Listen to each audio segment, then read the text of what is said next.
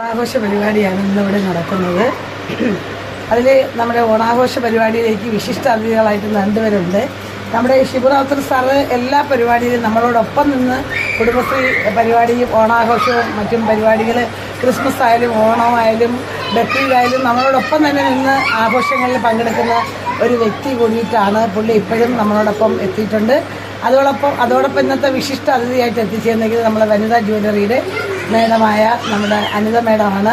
Madam ഇന്നത്തെ നമ്മുടെ ഈ പരിപാടിയുടെ കിറ്റ് ഉദ്ഘാടകയായിട്ടാണ് എത്തിച്ചേർന്നിരിക്കുന്നത്.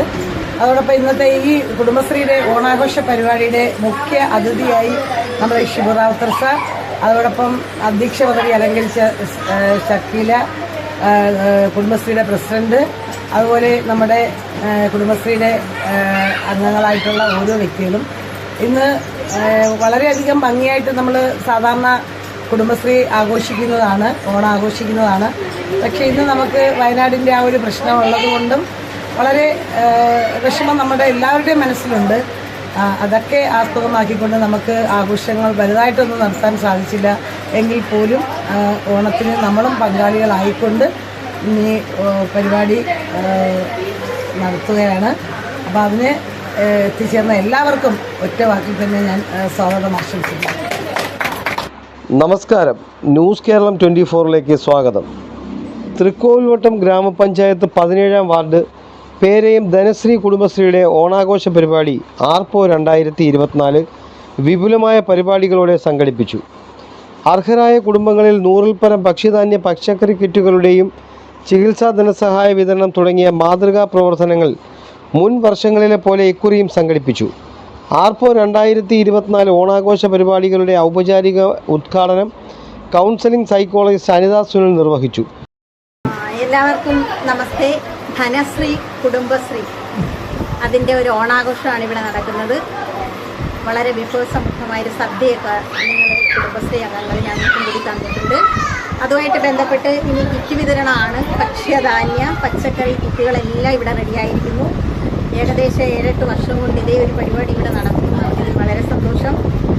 നാട്ടിലെല്ലാവരും ഓണം ഒത്തുകൂടുമ്പം വളരെ സന്തോഷിക്കുന്നവരാണ്. ഇപ്പോൾ നമുക്ക് കുറച്ച് ലിമിറ്റേഷനുണ്ട്. കേരള സർക്കാർ പോലും ഓണാഘോഷം വേണ്ട എന്ന് വെച്ചിരിക്കുന്നൊരു സാഹചര്യമാണ്. എങ്കിലും ഈ കൊച്ചു കുടുംബശ്രീ യൂണിറ്റ് അംഗങ്ങളെല്ലാം കൂടി ഇവിടെ കൂടി സന്തോഷം പങ്കുവയ്ക്കുന്നു. ആഹാരം ഒരുമിച്ചിരുന്ന് കഴിച്ചു. ഇനി നമുക്ക് ഓണം കൊള്ളാനുള്ള കിറ്റുകളാണ് ഇവിടെ ഒരുക്കി വച്ചിരിക്കുന്നത്. ഈ ധനശ്രീ കുടുംബാംഗങ്ങൾക്കും കുടുംബശ്രീ അംഗങ്ങൾക്കും ഈ അംഗങ്ങളുടെ കുടുംബത്തിലുള്ള എല്ലാവർക്കും ഞങ്ങളുടെ എല്ലാവരുടെയും ആത്മാർത്ഥമായൊരു നല്ല ഓണാശംസ.